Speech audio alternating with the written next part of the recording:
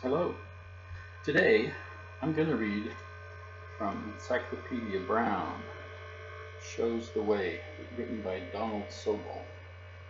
And this story is The Case of the Lady Ghost.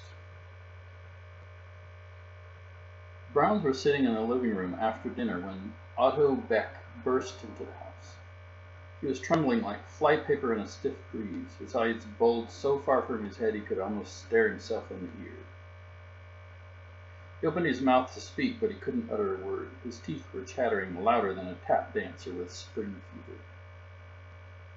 "Otto, what is it?" exclaimed Mrs. Brown. "What's frightened you?" "I saw her," gasped Otto. "Who?" asked Chief Brown. Otto tried to tell, but the name stuck in a fresh chattering of teeth. Instead, he said, "I ran all the way from Heartbreak Cove." "But that's 7 miles," protested Encyclopedia. "Your feet must be killing you." "My feet never touched the ground," said Otto. He began sinking weakly to the floor. Encyclopedia shoved a chair under him. "Thanks, I needed that," said Otto. After a while he recovered his strength.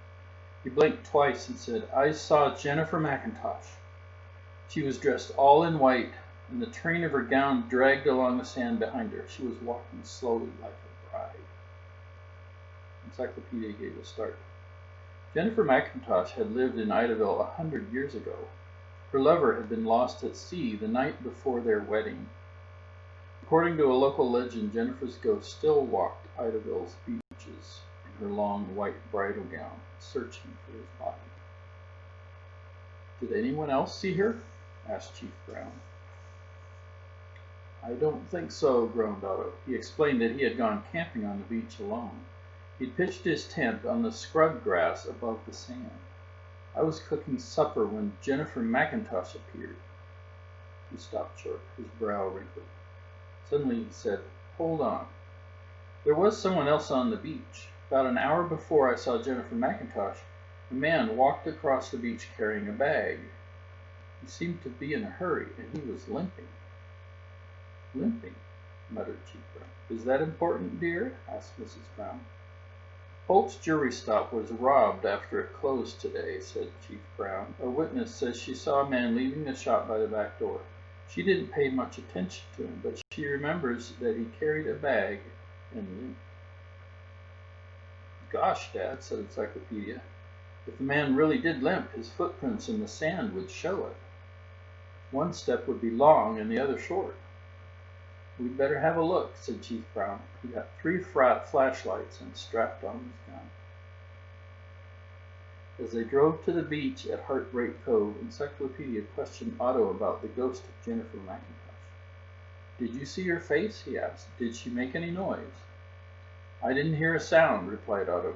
"The ocean was making too much noise, and so was the wind. It whipped her bridal veil around her face. But I wasn't looking at her face. When you see a ghost, you don't look to see if she's anyone you know." The questioning went on, but Encyclopedia could learn nothing more. Night had fallen when Chief Brown stopped the car on the south end of Heartbreak Cove.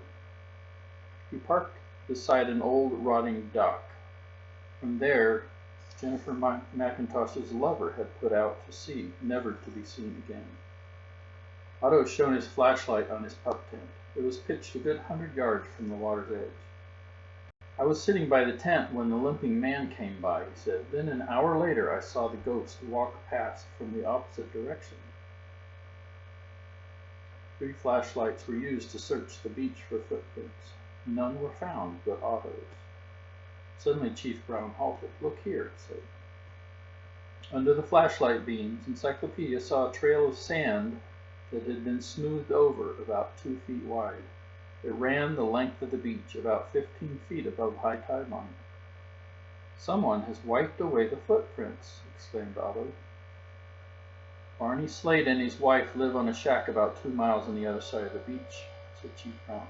"Barney has limped since he took a nasty fall last year." "Is Barney the thief?" asked Otto. "He might be," said Chief Brown. "I'd say Barney might have stolen the car and driven out of here after the robbery. He probably left the car by the old dock, hoping the police would believe the thief got away by boat." Instead, he took a shortcut across the beach, said Otto. He had his own car parked at the north end. Yes, said Chief Brown, but halfway across the beach he noticed you. It was too late to do anything. He knew you were too far away to see his face, but he worried about his footprints. So after you ran to town, he returned and wiped them away. But there's no car except yours by the dock, said Otto. I don't think he dared chance smoothing out the sand. Somebody else might have seen him. Maybe he covered the footprints and then hid the getaway car, said Chief Brown. Still, I agree, it doesn't add up. I'm still stuck with the ghost of Jennifer McIntosh, complained Otto. No one will ever believe me. Wrong, said Encyclopedia. I believe you. What did Encyclopedia Brown hear or see to make him believe that Jennifer McIntosh walked by?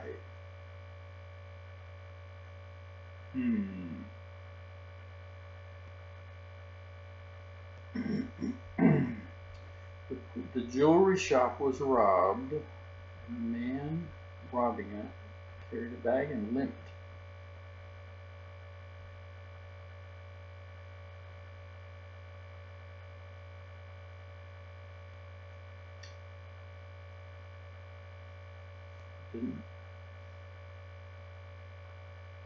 Well,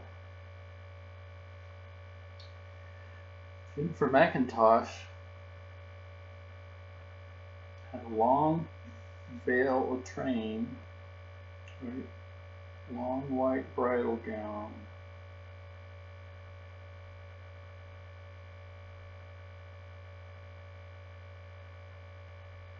Dragging the sand behind her and erasing the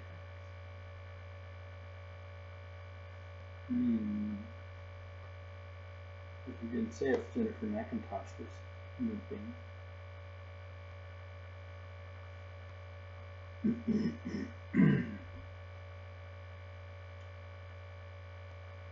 do you think? There's a clue in there somewhere.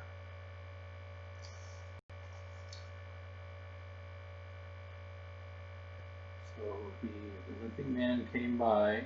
An hour later, he saw the ghost walk by from the other direction. So the man went by one way and the ghost the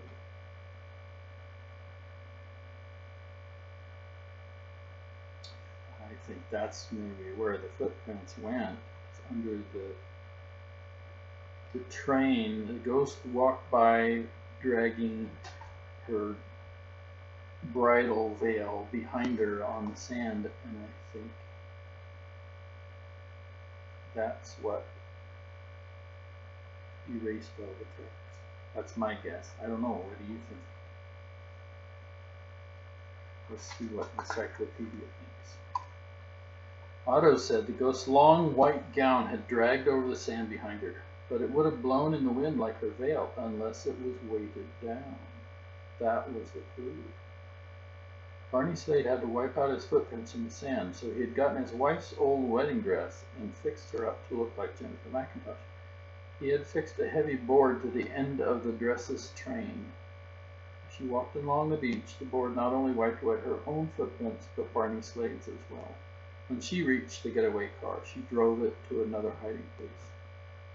Barney Slade was arrested and confessed. He had thought no one would believe what Otto had seen. But he had not been counted on Encyclopedia's quick brain to figure out his trick.